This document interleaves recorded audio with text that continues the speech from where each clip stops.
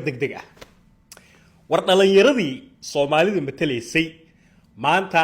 kulankii muhiimka ahaa golaha ammaanka la isugu imaaday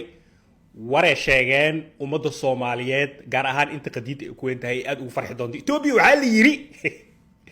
waxba ay soo waalna Allah saxaw maqiiqan iyo meesha aan isku soo cariirinaysid iska daa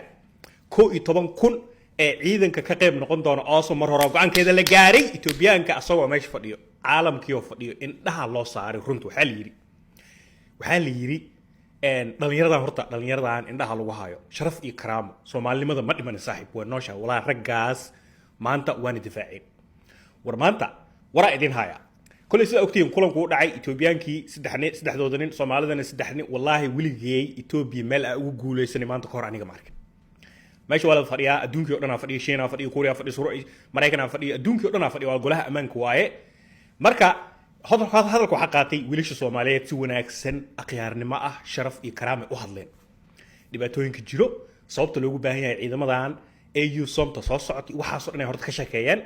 kadib banooniga waxa loo baasay doqomadii meesha fadhiyay amxaaradii iyo loo baasay iyo oromadii meesha fadhis amxaaradii iyo oromadii hadal dhanba waxay uga baxeen gabdhihii iyo wiilashii Itoobiyaanka uga dhintay Soomaaliya iyo maxal dhigi jiray waa yaani dhiiga nooga daatay inta ka dhacday waxyaabaha kale aad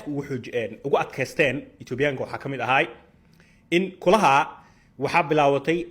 al-shabaab iyo ISIS iyo qolooyin kale islaamiyiin ah qorshe ah inay dhisaan caliphate maamul guud oo islaami ah dhulkan badda cas dhulka Carabta iyo sidoo kale dhulkan badda India iyo Soomaaliya iyo aagaas rabaan inay ka dhisaan. This is all the more concerning because terrorist groups such as ISIS are gaining a foothold in Somalia. This group appears to have a clear role to create maritime insecurity, including piracy on the Red Sea and the Indian Ocean.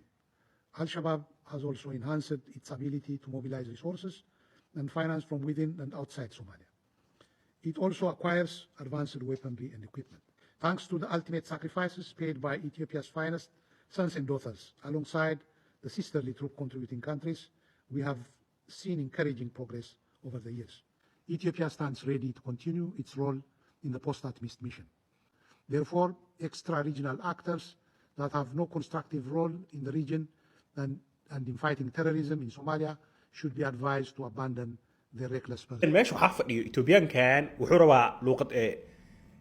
dadka reer galbeedka ah yaqaanaan uu ku hadlaa mugtahay laakiin qayb waxa jirto Itoobiya wali Soomaali halkooda waa in soo wada iikaadi hadalka ku daadiska laakiin kana ka horeeyo Itoobiyaanka marka wuxuu dhahay handadaad u diray Egypt Masar koox aanan qayb ka ahayn aagaas xuduud aan la lahayn dhulkan Soomaaliya kama qayb noqon doonto hadday ka qayb noqdaan yaani iiga isku keenay amal Itoobiyaanka dhahay Bruniga waxa dib u qaatay wiilasha Soomaaliyeed dib u qaatay Bruniga iiga dhahay noo soo baas u dhahay Bruniga wiilka yarka Soomaaliga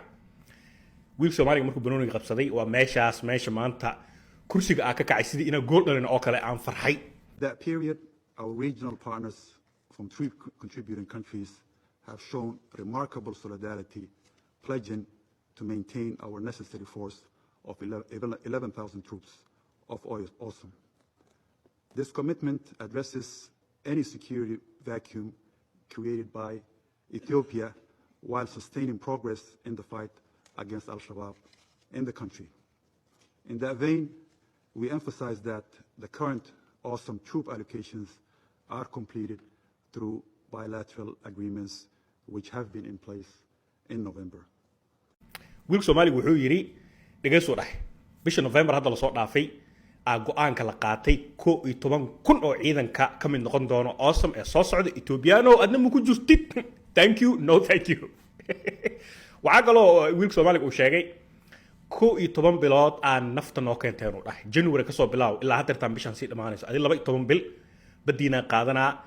heshiis waxa saxiixana heshiiskii badda iyo afaarihii iyo marka wiilka Soomaaliga wuxuu yiri security vacuum abuurtan Itoobiyaano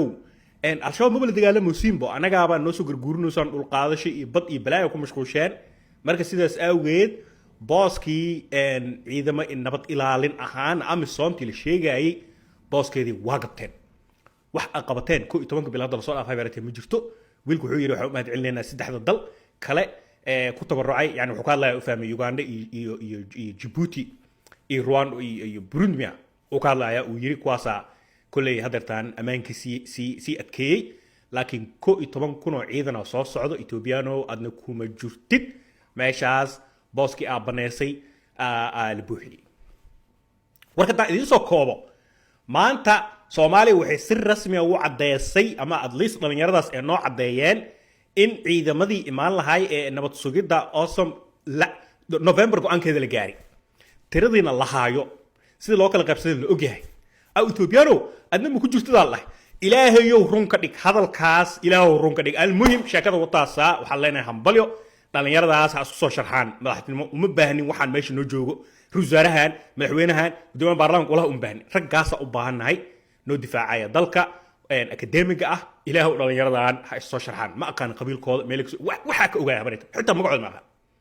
laakiin maanta say u hadleen waa xanaaqi maalmaha xanaaqsanaa oo dhan iga baxay